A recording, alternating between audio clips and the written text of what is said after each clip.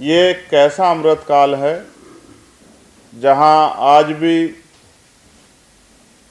Bullet चलाने पे हाथ काट दिए जाते हैं,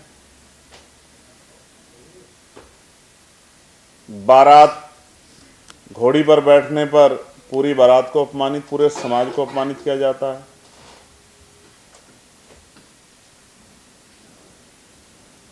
आज भी सामाजिक रूप से बहिष्कार होता है पूरे परिवार का, पूरी जातियों का, पूरे गांव में।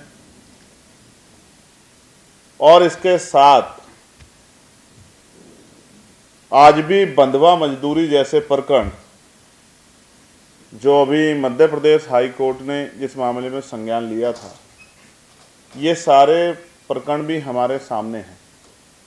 तो अगर इसको गंभीरता से देखा जाए वैचारिक दृष्टिकोण पर, ये अमृत काल नहीं है, ये वो काल है जिसमें आज़ादी से पहले के हालातों को पुनः कमज़ोर वर्गों, उनमें भी schedule caste, schedule tribe, backward Muslim, Jain, बौद्ध, ईसाई और अन्य जो हैं धार्मिक अल्पसंख्यकों पर थोपा जा रहा है। तो सामाजिक जातिगत उत्पीड़न, सामाजिक भेदभाव, धार्मिक गैर बराबरी और आर्थिक गैर बराबरी के शिकार लोग जो हैं, अब उनके मन में हलचल पैदा हो गई है कि अगर वो ज़्यादा दिन चुप रहे तो परिणाम इससे भी बुरे हो सकते हैं। तो आपके माध्यम से कुछ प्रमुख घटनाएं जो मैं आपके सामने रख रहा हूं, जिससे आपको ये जानकारी होगी कि हालात क्या से क्या हो गए।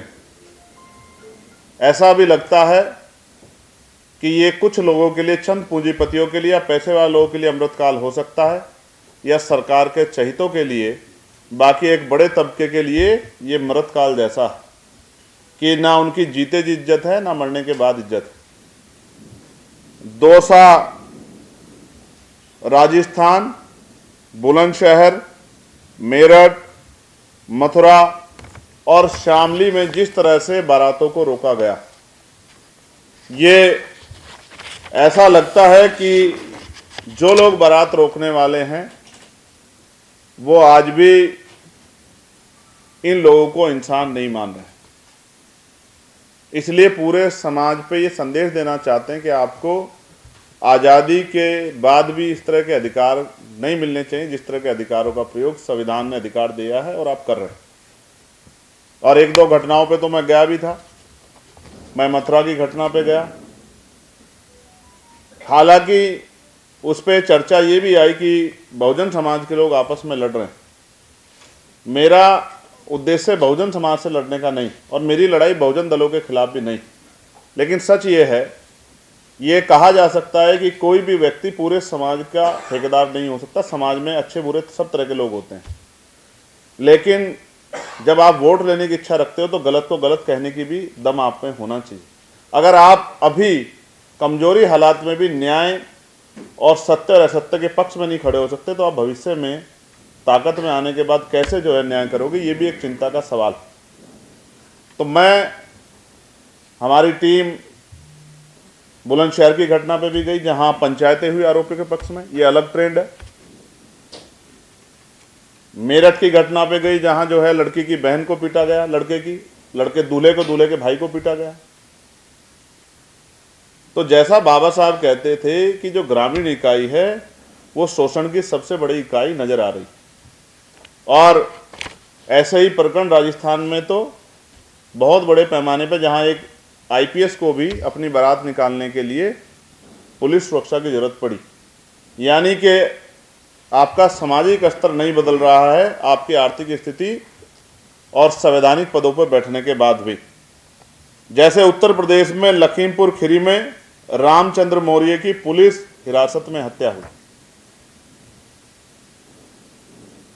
लखनऊ में गीता कन्नौजिया और उनकी मासूम बेटी दीपिका की गला रेतकर हत्या हुई, एक मुरादाबाद में शेड्यूल कास्ट की बच्ची का अपहरण और उसके साथ दरिंदगी हुई, हमीरपुर में जातिवादी गुंडों द्वारा शेड्यूल कास्ट की महिला को घर में घुसकर दरवाजा तोड़ना और रसोई में पेशाब करना, और आपने ये घटनाएं मध्य प्रदेश में भी सुनी होगी कि आदिवासियों के, दलितों के सर पर पेशाब करने की घटनाएं सामने आई। कासगंज में शेड्यूल कास्ट की 2 बच्चों का अपहरण और छोटी बच्ची की हत्या। कानपुर में विक्की वाल्मीकि को पुलिस द्वारा बर्बरता से पीटा गया, रीढ़ की हड्डी तक तोड़ दी गई।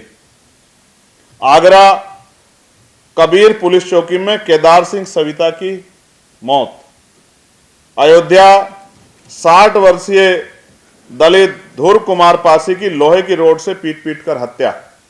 वाराणसी नीट की तैयारी कर रही बिहार के सासाराम जिले की छात्रा स्नेहा सिंह कुशवाहा की हत्या और पुलिस ने परिवार को डेड बॉडी भी नहीं दी, अपनी मर्जी से जला दिया और बहुत बाद में मुकदमा दर्ज किया और अभी तक भी मुख्य आरोपी को गिरफ्तार नहीं किया।